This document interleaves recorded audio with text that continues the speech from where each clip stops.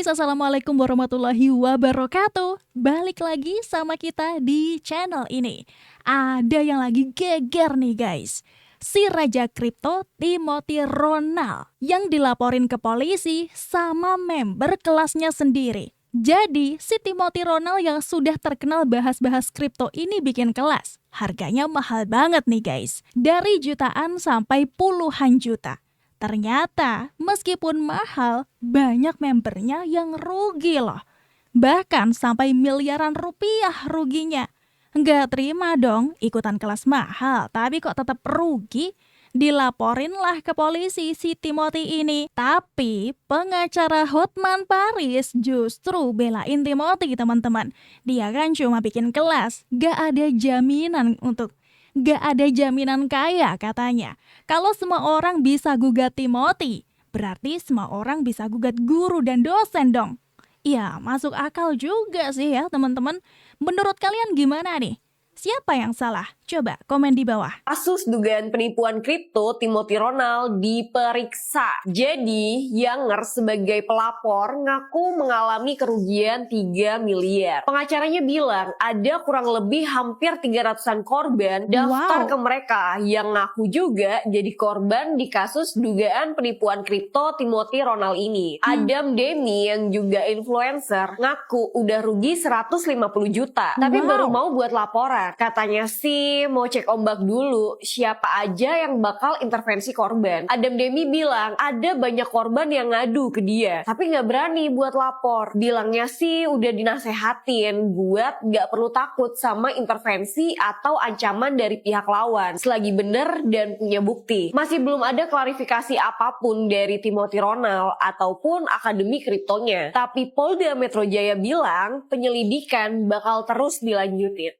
Wah, dugaan kasus penipuan lagi teman-teman. Dan kali ini menyangkut Timothy Ronald si Raja Kripto. Wow, nilainya juga sangat fantastis banget nih. Gara-gara membernya rugi padahal sudah ikut kelasnya si Timothy. Waduh, gimana nih? Lanjut guys. Timothy Ronald yang selama ini dikenal sebagai raja kripto super tajir sekaligus pacar aktris Agatha Chelsea kini lagi jadi bahan gunjingan. Namanya dilaporkan ke Polda Metro Jaya terkait dugaan penipuan investasi. Usai akun Instagram skyholic888 mengklaim ada 3.500 orang jadi korban dengan total kerugian yang katanya tembus 200 miliar. Padahal Timothy selama ini kerap tampil percaya diri dengan gaya bicara pedas dan hobi flexing kekayaan sampai bisa invest 200 miliar ke Hollywings. Ya gimana nggak kelihatan kaya? Biaya masuk akademi kripto versinya aja disebut-sebut 21 juta per tahun. Ia dan Agatha Chelsea sering pamer kegiatan amal biar citra makin kinclong. Tapi netizen langsung nyinyir, jangan-jangan dana amalnya dari mana nih? Sambil nyenggol angka 200 miliar yang lagi rame dibahas, bener? Atau cuma asumsi netizen yang kebablasan? Waduh, ya pantas sih ya guys. Dia sering banget flexing. Pamer inilah, pamer itu, pamer kekayaan. Kemudian amal-amal yang dia perlihatkan di media sosial juga itu. Jangan-jangan nih ya, sebagaimana netizen berspekulasi, apakah uang yang dimilikinya itu buat flexing-flexing itu adalah hasil dari penipuan yang dilakukan itu? Mohon izin ya. Ini kan masih dugaan juga teman-teman. Gimana kalau menurut kalian nih? Coba tulis pendapat kalian di kolom komentar. Timothy Ronald. Halo, yang nyinyir-nyinyir. Bang Lu Hotman. ngerti nggak sih? Timothy itu tidak jual barang. Timothy itu tidak terima uang investasi. Timothy itu bukan investasi bodong. Dia hanya menjual kelas. Ibaratnya menyelenggarakan kursus online tentang Bitcoin. Modul-modulnya gimana, analisanya gimana. Ya, jadi dia hanya memberikan pelajaran kursus tentang Bitcoin. Analisanya dan sebagainya. Nggak beda dengan kursus bahasa Inggris kamu, nggak beda dengan kursus pengacara. Ini kan di tangan kamu. Jadi di mana tipunya kalau misalnya kursus online 1 tahun, ya saya dengar dia 17 juta setahun, ya setahun loh online. Kemudian berdasarkan analisanya itu kau membeli Bitcoin dan rugi, ya salah kamu. Oh, pidananya di mana sih? Aduh, benar-benar ini rakyat ini udah makin parah nih. Lu jangan iri dong melihat kesuksesan orang. Siapa bilang dia tidak sukses? Ya, yang jelas dia jauh lebih kaya dari sebagian besar kamu. Iya sih, Bang. Walaupun dia sobat gua, bukan berarti saya mendukung yang tidak benar. Intinya kalau lu belajar masuk sekolah, apakah itu kursus atau tidak, dan teorinya kau terapkan, pilihan di tangan kamu. Kalau kamu masuk kelas online-nya si Timothy, dan dengan teori-teori itu kau beli Bitcoin, ternyata kau rugi, ya bukan salah Timothy dong. Aduh, heran kamu itu semua deh ya. Udah, makan telur dulu biar otak. Kalau ada training atau kursus-kursus Masih kata Bang Hotman nih, teman-teman. yang sebagian muridnya tidak berhasil sukses atau tidak berhasil melakukan transaksi untuk mendapatkan keuntungan, itu bukan pidana, itu bukan perbuatan pidana. Ya. Kalau itu perbuatan pidana, maka ribuan dosen di Indonesia ini bisa masuk penjara karena oleh murid-murid yang gagal sampai hari tuanya miskin. Jadi sekali lagi, seseorang yang mengikuti pendidikan kelas, apakah itu pendidikan saham atau apapun, kalau dia tidak berhasil menerapkan teori tersebut, ya bukan salah dosennya dong, dan itu bukan perbuatan pidana oleh dosennya. Iya, ada benernya juga sih apa yang dibilang sama Bang Hotman ini ya teman-teman. Kalau Timothy dilaporin gara-gara membernya rugi ikut kelas dia. Ya emang ada benernya juga sih ya. Guru atau dosen bisa dilaporin karena tidak bisa mencerdaskan atau bikin mahasiswa dan siswanya nggak sukses hidupnya gitu ya. Tapi kan ini juga masih dugaan ya Bang ya. Tapi ya semoga salah lah ya. Kasus dosen yang gagal ngajar atau cuma tukang jualan mimpi yang lagi apes, polanya kebongkar. Nah, Lagi kalau ada murid yang tidak sukses menerapkan teori-teori di kursus atau di trading, sehingga dia tidak untung dalam suatu transaksi, misalnya transaksi saham atau transaksi Bitcoin, itu bukan suatu perbuatan pidana oleh dosennya. Nah, menarik nih. Hotman Paris sebut ribuan dosen bisa dipenjara. Jadi guys, Bang Hotman Paris baru aja kasih analogi soal kasusnya Timothy Ronald. Kata dia, kalau mahasiswa gagal, masa dosennya dipenjara? Gitu katanya. iya. Nah ini nih, sebagai warga kelas menengah yang masih banyak cicilan, gini-gini gue juga pernah makan bangku kuliah guys. Nah analogi kayak gini tuh sekilas masuk akal ya, tapi coba kita bedah lagi pakai logika sederhana deh. Oke. Tapi gue disclaimer dulu ya, posisi gue di sini netral, gue nggak memihak siapa-siapa, karena proses hukumnya juga masih berjalan kan. Apa yang gue sampaikan ini murni opini pribadi gue sebagai Mr. Kepo. Izin ya para dosen, correct me if I'm wrong. Secara logika, dosen itu kan tugasnya mengajar ilmu pengetahuan sesuai kurikulum, ya kan? Nah, kalau mahasiswanya nggak lulus ujian, ya itu tanggung jawab mahasiswanya. Benar, sampai situ betul guys. Tapi masalahnya, apakah kasus Timothy Ronald ini cuma sekadar mahasiswa yang nggak lulus ujian guys? Apa bisa disamain dengan kayak gitu? Coba kita bandingin faktanya nih. Biar gampang kita pakai analogi begini deh. Ada dosen ngajar, terus dia suruh tuh mahasiswanya buat beli sebuah buku demi cuan pribadi dia. Nah, pas mahasiswanya nggak lulus gara-gara buku itu, mahasiswanya awalnya takut, tapi ujung-ujungnya memberanikan diri buat lapor ke pihak kampus. Nah, yang kedua, ada mentor nih, buka kelas ngajar. Terus diduga nyuruh member-membernya itu beli aset kripto demi keuntungan pribadi dia, guys. Pas membernya rugi, mereka yang awalnya takut, terintimidasi, akhirnya memberanikan diri buat lapor ke polisi. Sampai sini udah kerasa kan ngeganjelnya. Otak RAM 4GB gua agak sedikit ngeheng nih. Jadi gue mau tanya nih sama Bang Hotman Paris yang terhormat. Kalau ada dosen yang modelan kayak tadi tuh namanya masih murni ngajar atau jualan jebakan, Bang? Karena menurut keyakinan saya nih, tugas dosen itu kan tugasnya mencerdaskan ya. Betul. Bukan bikin membernya rungkat berjamaah.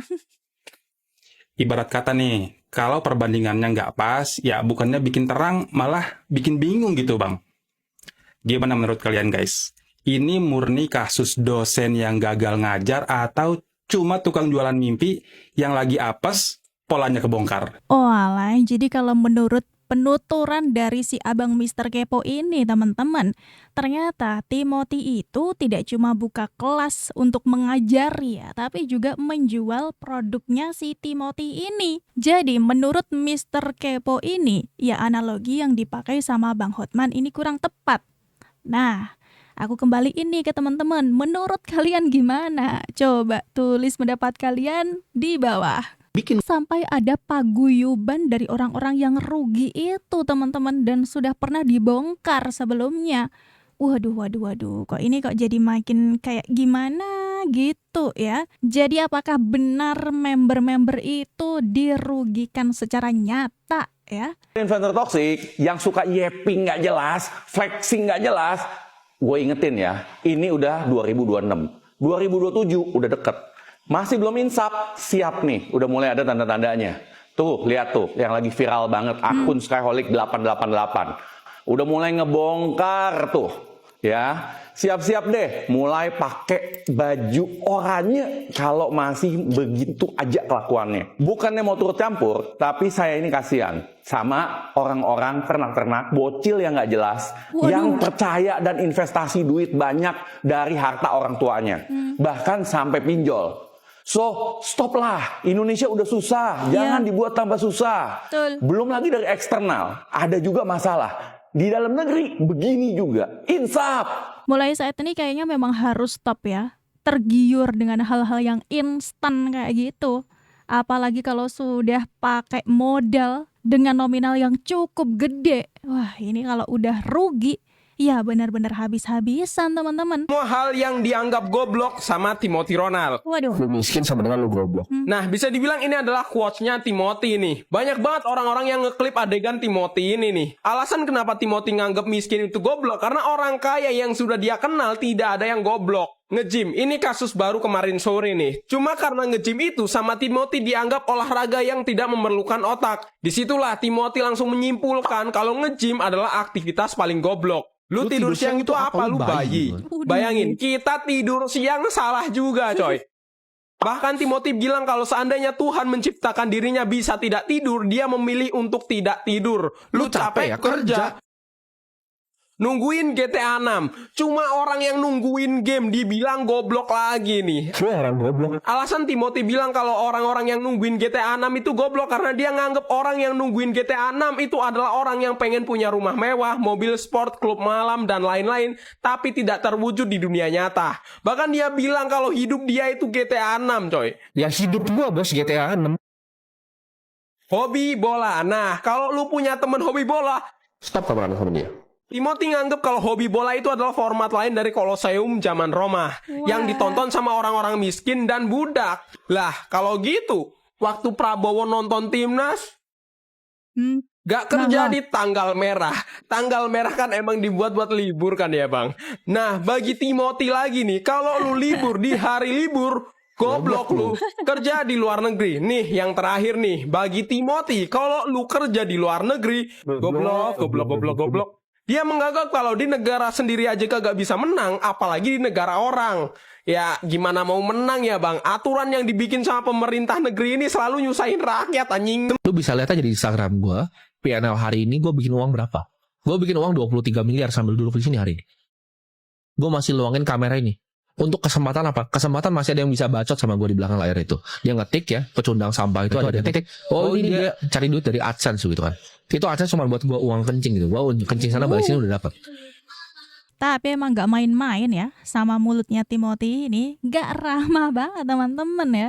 Ada aja gebrakannya untuk menyulut emosi dari para netizen, apalagi Gen Z ini ya.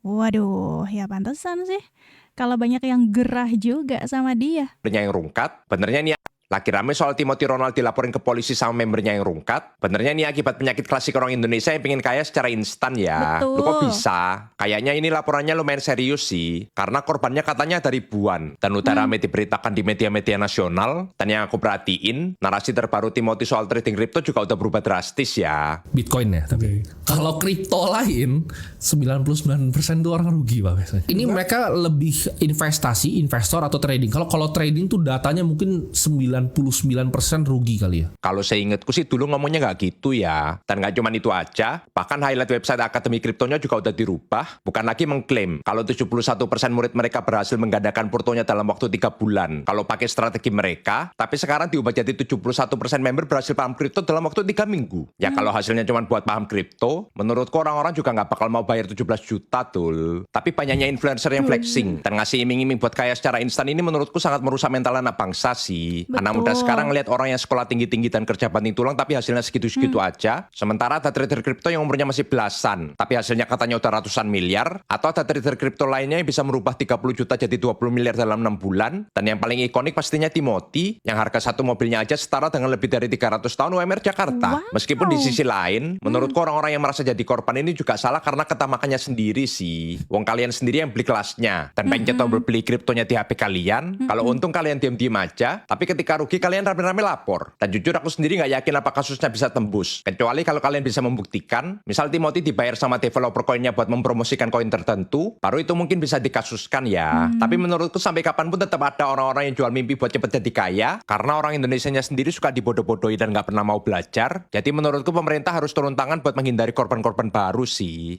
Terus ada yang bilang, nanti ada yang bilang, oh tapi kan kalian tidak berlisensi untuk mengasih saran finansial. Anak anjing lo, diem lo. Ya, nggak perlu, ya, nggak perlu lisensi, karena yang berlisensi juga masih sial hidupnya. Nah, itu dia tuh, benar teman-teman. Karena Indonesia itu masih suka tergiur dengan yang namanya kaya instan. Dan seneng sekali dengar cerita-cerita klasik yang mengatakan kalau kerja gini kamu langsung dapat ini loh. Padahal kalau kita itu pengen kaya, ya kita harus kerja, ya nggak sih? Kerja keras, kerja yang nyata. Kalau yang instan-instan kayak gitu, yang cepet-cepet kayak gitu, patut banget buat dicurigain loh sebenarnya, ya nggak sih? Kalian setuju nggak sih? Jadi gimana nih teman-teman kalau menurut kalian ya? Dan itu tadi ya dugaan kasus penipuan yang dilakukan oleh Raja Kripto kita, Timothy Ronald. Semoga bisa menjadi pelajaran untuk kita. Terima kasih sudah menonton video ini sampai selesai. Jangan lupa untuk klik like, subscribe, dan juga share ke teman-teman kita semuanya. Berjumpa lagi di video berikutnya. Sampai jumpa.